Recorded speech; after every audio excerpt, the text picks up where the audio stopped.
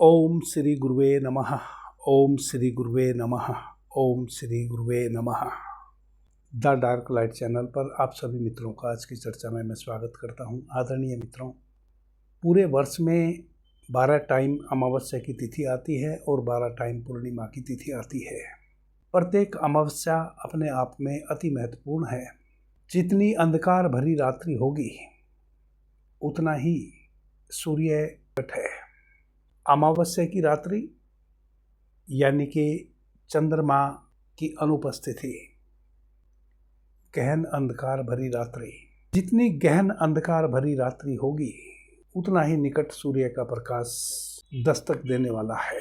अमावस्या की रात्रि यानी कि अंधकार भरी रात्रि, जो प्रत्येक अमावस्या यह संकेत तो प्रत्येक व्यक्ति को देती ही है कि घबराओ नहीं, कितना भी अंधेरा है, प्रकाश बहुत निकट है, बहुत जल्दी उजाला होने वाला है, उजियारा होने वाला है। कुछ अमावस्या की तिथि अति से महत्वपूर्ण है। वैसे ही चैत्र माह की अमावस्या बहुत मूल्य रखती है आध्यात्मिक दृष्टि से। आदरणीय मित्रों, इस बार चैत्र माह की अमावस्या 18 मार्च को पड़ रही है। प्रातः 8:25 से अमावस्या की तिथि का उदय हो रहा है। 19 मार्च 6:52 पर अमावस्या तिथि का अस्त हो रहा है। शास्त्रों में कहा गया है, किसी भी तिथि का आगमन होवे यानी कि उदय होवे, उसी दिन उस तिथि से संबंधित पर्व को, त्योहार को हमें मनाना चाहिए। 18 मार्च में 8:25 से अमावस्या तिथि का उदय हो रहा है। इसलिए अमावस्या तिथि में जो भी शुभ करने वाले कार्य हैं, ध्यान है, व्रत है, पूजा है, प्रार्थना है, दान इत्यादि, सब कुछ हमें 18 मार्च को ही करना होगा। 18 मार्च में ही हमें व्रत इत्यादि का पालन करना होगा।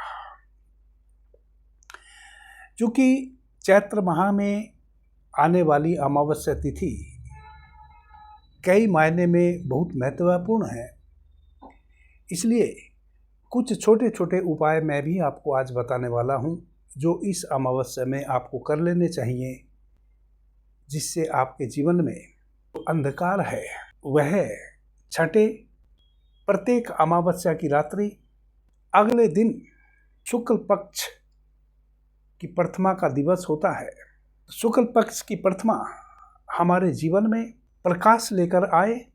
जीवन के जिस भी क्षेत्र में अंधकार भरा है, अंधकार यानी कि नेगेटिविटी, वह सारा अंधकार, वह सारी नकारात्मकता अमावस्या की रात्रि में ही छट जाए और सुबह शुक्ल पक्ष की प्रतिपदा की तिथि में हमारे जीवन में परम प्रकाश का आगमन हो। ऐसे बहुत सारे छोटे छोटे उपाय मैं आपको बताने वाला हूँ, जिससे यह सब आपके जीवन में घटे, यानी कि अंधकार, नकारात्मकता, नेगेटिविटी छटे और पॉजिटिविटी का उदय हो। यह तो आप सभी जानते हैं कि अमावस्या की रात्रि में सूर्य और चंद्रमा एक ही राशि में होते हैं। इस कारण से चंद्रमा उस दिन शून्य होता है। चंद्रमा शून्य होता है, इसका मतलब एक बहुत बड़ी घटना प्रत्येक अमावस्या को प्रत्येक व्यक्ति के साथ घटती है। मनुष्य के पास जो मन है, जो बुद्धि है, चंद्रमा से एसोसिएट है। बुद्धि बड़े काम की चीज है। कहते हैं कि मनुष्य की बुद्धि ही सूक्ष्म, अति सूक्ष्म होती चली जाती है। जितनी अधिक सूक्ष्म बुद्धि होती चली जाती है, उतना ही पारलौकिक अवस्थाएं हमारे लिए दृश्यमान होने लगती हैं।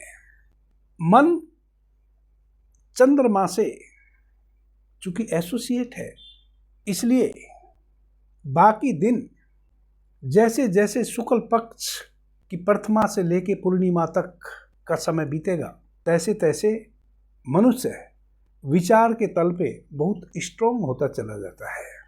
जैसे जैसे पूर्णिमा के बाद कृष्ण पक्ष की प्रथमा तिथि में हम प्रवेश करते हैं और अमावस्या तिथि तक आते हैं, धीरे धीरे मन शांत होता चला जाता है, बुद्धि तीव्र होती चली जाती है। तो यह घटना तो प्रत्येक अमावस्या में ही घटती है। यदि आप आध्यात्मिक दृष्टि से कुछ उपलब्ध करना चाहते हैं, ध्यान इत्यादि करके, प्रार्थना इत्यादि करके, तो प्रत्येक अमावस्या अति से महत्वपूर्ण है। चंद्रमा रात्रि में बिल्कुल शून्य है, इसका मतलब मन आड़े नहीं आने वाला है। जितनी भी साधना की विधियां हैं और जिस विधि के माध्यम से भी आप अभ्यास करते हैं, मन ही है जो आपको उस अभ्यास में पूर्णता तक उपलब्ध नहीं होने देता है। अमावस्या की रात्रि में मन बिल्कुल विलीन हो गया, चंद्रमा शून्य हो गया, मन की शक्ति बिल्कुल क्षीण हो गई। इस अर्थ में प्रत्येक अमावस्या अति से महत्वपूर्ण है। चैत्र माह की अमावस्या तो और भी महत्वपूर्ण है। आध्यात्मिक महत्व क्या है? चैत्र माह में पड़ने वाली अमावस्या तिथि को यदि आप अपने पितरों को तर्पण करते हैं तो पितृ जल्दी शांत हो जाते हैं। शास्त्रों में लिखा है कि चैत्र माह की अमावस्या में तर्पण देने से पितृ बहुत जल्दी शांत हो जाते हैं, तो आपके यह संकट टल सकते हैं। चैत्र माह के इस अमावस्या को मन की शुद्धि कर सकते हैं, अपने शरीर में ऊर्जा की शुद्धि कर सकते हैं। मन की शुद्धि कर सकते हैं, इसका मतलब यह है, चूंकि चंद्रमा का प्रकाश शून्य है, मन कमजोर है, दुश्मन को हराना तब बहुत सुलभ हो जाता है जब दुश्मन वीक हो, कमजोर हो। आज आप अपने भीतर मन में गहरे में जो छुपे हुए भाव हैं, निरंतर जो विचार के रूप में प्रघटित होते रहते हैं, अपने मन का विश्लेषण कर सकते हैं। शांत मौन चित्त अवस्था में रात्रि में बैठ जाएं और अपने सूक्ष्म मन का निरीक्षण करें। कुछ थोड़े से विचार आपके मन में अभी भी होंगे, वह विसर्जित हो सकते हैं और आप शुद्ध मन के मालिक बन सकते हैं। क्योंकि मन बहुत क्षीण अवस्था में होता है अमावस्या की रात्रि में, इस कारण से कोई भी तंत्र साधना का प्रयोग आप आसानी से सिद्ध कर सकते हैं, क्योंकि किसी भी सिद्धि में आखिर आपका मन ही उछल कूद करते हुए बाधा डालता है। चंद्रमा शून्य अवस्था में है, इसलिए कोई भी तांत्रिक साधना इस रात्रि में आप यदि करना चाहें तो वह सहज रूप से सिद्ध हो सकती है।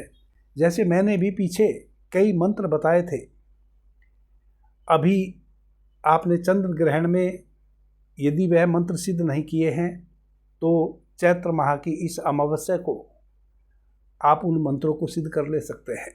और हम इस दिन क्या क्या कर सकते हैं ताकि हमारे जीवन में खुशियाँ आए, आनंद आए, सौभाग्य घटे, दुर्भाग्य हमारे जीवन से छटे, सौभाग्य घटे, नकारात्मकता जन हो और नव प्रकाश का आगमन हो, नव ऊर्जा का आगमन हो, पॉजिटिव ऊर्जा का, सकारात्मकता का आगमन हो।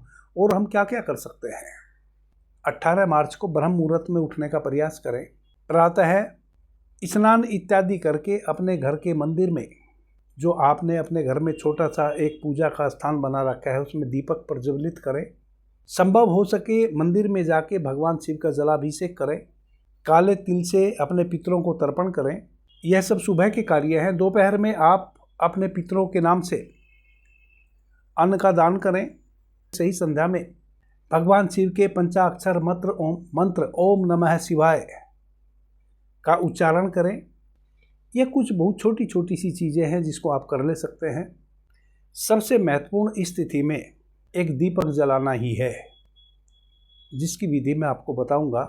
यदि आप उस दीपक को प्रज्वलित कर लेते हैं और कुछ भी नहीं कर पाते हैं, आपका भाग्य बदलने में जरा भी देरी नहीं लगेगी। अमावस्या तिथि में हमें क्या क्या नहीं करना चाहिए, जैसे विवाह इत्यादि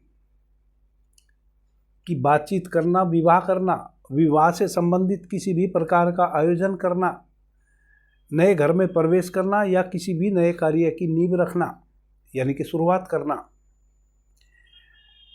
नई बाट जोहने का मतलब है यदि आपने किसी एक शहर से दूसरे शहर जाना है पहली बार किसी शुभ कार्य हेतु, तो अमावस्या की तिथि में कभी ना जाएं। कोई भी नया कार्य, कोई नया व्यवसाय बिल्कुल भी शुरू ना करें। यदि करेंगे तो आपको हानि के अतिरिक्त और कुछ प्राप्त नहीं होगा। 18 मार्च 2026 में जो शुभ मुहूर्त है, जिसको हम ब्रह्म मुहूर्त कहते हैं, वह प्रातः 4:30 से लेकर 5:30 तक का है। यह 1 घंटा बहुत बहुमूल्य है।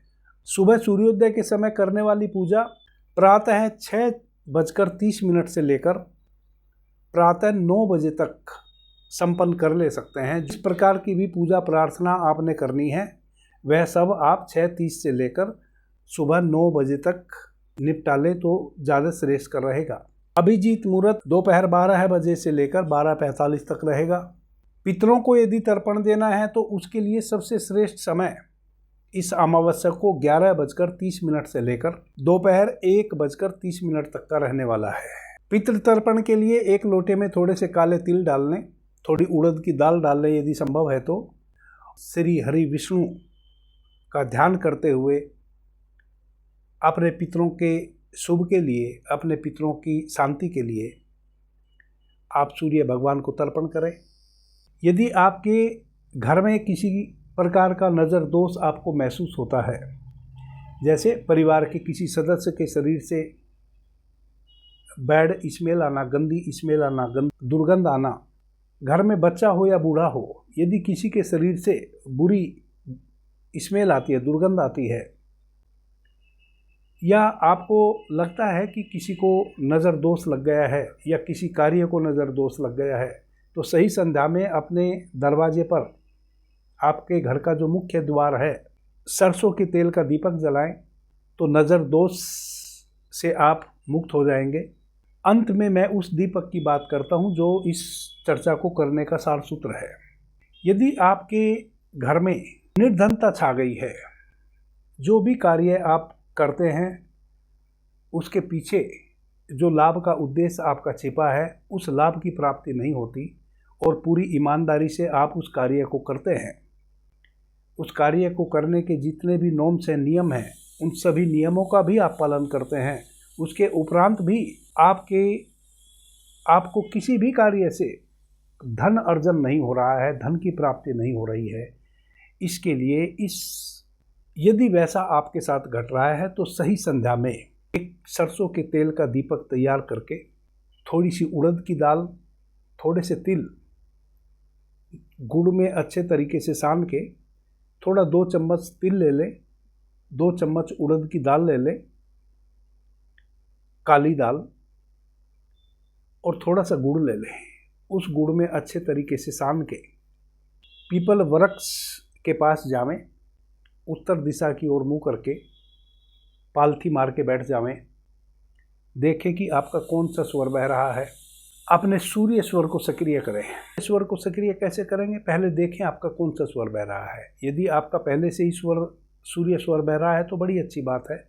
यदि नहीं बह रहा है, इसका मतलब आपका चंद्र स्वर बह रहा है। अपने दाहिने हाथ की मुट्ठी बंद करें, बाएं हाथ की कुक्षी में नीचे रखें, पूरा टाइट, जितनी शक्ति हो उतना शक्ति से दबाएं। बाएं हाथ के अंगूठे से अपने चंद्र स्वर को बंद करें। सूर्य स्वर से 2, 4, 10 आप श्वास लेवें और छोड़ें, आपका सूर्य स्वर सक्रिय हो जाएगा।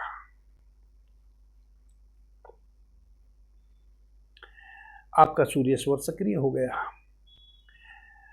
सूर्य स्वर यदि पहले से सक्रिय था तो अच्छी बात है, नहीं तो इस विधि से आपने सूर्य स्वर को सक्रिय कर लिया। श्वास को भीतर भरें और देखें कि श्वास आपके उदर में नहीं जा रही है, श्वास आपके आज्ञा चक्र पे जा रही है। श्वास आपके आज्ञा चक्र पर टकरा रही है, जहां माताएं बहनें बिंदी लगाती हैं, मैंने जहां तिलक लगाया है। 3, 4, 5 श्वास लेवें और छोड़ें। प्रत्येक श्वास आती हुई श्वास को महसूस करें कि आपके आज्ञा चक्र तक श्वास आ रही है और आज्ञा चक्र से ही फिर श्वास वापस लौट जा रही है। 4-5 श्वास आप लेवेंगे, आपको पूरा महसूस होगा कि आपके आज्ञा चक्र पे श्वास आके टकरा रही है। भगवान शिव के जिस स्वरूप को भी आप जानते हैं, उस स्वरूप का अपने आज्ञा चक्र पे ध्यान करें और महसूस करें। 4-5 श्वास तो आपने ली और छोड़ी, उसके बाद आप अपने आज्ञा चक्र पे अपने होश को, अपने ध्यान को स्थित कर लें। जहाँ भी हमारा ध्यान स्थित हो जाता है, हमारी श्वासें फिर उसी का अनुकरण करने लगती हैं, वहीं श्वास हमारी जाके चोट करना शुरू कर देती है अपने आप। अब आप भगवान शिव के उस स्वरूप का ध्यान करें जिस स्वरूप को आप पसंद करते हैं। क्योंकि भगवान शिव की नाना प्रकार की मूर्तियां हमने बनाई हैं, जो मूर्ति आपको सर्वाधिक प्रिय है उस स्वरूप का आप ध्यान करें। जब उस स्वरूप को आप भीतर महसूस करने लगें अपने आज्ञा चक्र में, तब 11 टाइम भगवान शिव के पंचाक्षर मंत्र का उच्चारण करें। ओम नमः शिवाय, ओम नमः शिवाय, ओम नमः शिवाय। 11 टाइम भगवान शिव के पंचाक्षर मंत्र का उच्चारण करके जो दीपक आप लेकर गए हैं, उस दीपक को श्वास भीतर भरें, रोकें और रुकी हुई श्वास में दाहिने हाथ से उस दीपक को प्रज्वलित करें।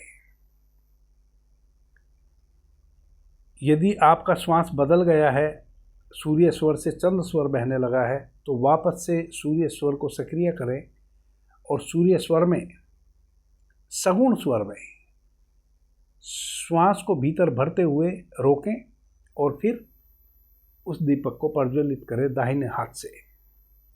जब तक दीपक प्रज्वलित ना हो जाए तब तक श्वास को रोके रहें और फिर श्वास को बाहर छोड़ें। दीपक जला के वह जो आप उड़द और तिल गुड़ में सान कर लेकर गए हैं, उसको दीपक के पास रखें। 5 कदम बैक पीछे की तरफ रखें, 1, 2, 3, 4, 5 और फिर पलट के अपने घर आ जाए। इतना छोटा सा कार्य कर लें। जो भी बाधाएं हैं जिसके कारण आप पूरे मनोयोग से, विधि विधान से जो भी अपने सांसारिक कृत्यों को करते हैं, जीविकोपार्जन के जो उपाय हैं आपके, जिनमें आपको हानि ही हो रही थी, कल से ही लाभ के संकेत मिलने शुरू हो जाएंगे। इतने छोटे से यह कार्य कर लेने हैं। बाकी आप प्रत्येक अमावस्या में जो भी करते आ रहे हैं वह आप करें। मेरी तरफ से तो केवल यह दीपक वाला प्रयोग आपने कर लेना है। बाकी क्या क्या आपने करना चाहिए वह मैं बता दिया। इससे अधिक हो सकता है आप पहले से ही जानते हो, तो आप वह कर लें। आपको यह चर्चा कैसी लगी अपने कमेंट में आप मुझे ज़रूर बताएं। क्योंकि प्रत्येक अमावस्या अनूठी है और प्रत्येक अमावस्या में कुछ अनूठे कार्य किए जा सकते हैं, ताकि मैं आपको आगे भी प्रत्येक अमावस्या में चेताता रहूं कि किस अमावस्या में आपको कौन सा कार्य कर लेना है। अभी के लिए इतना ही। आपने मुझे ध्यान से, प्रेम से सुना, उससे मैं बहुत अनुग्रहित हूँ। सभी मित्रों को मेरा प्रणाम, धन्यवाद। जय श्री राम।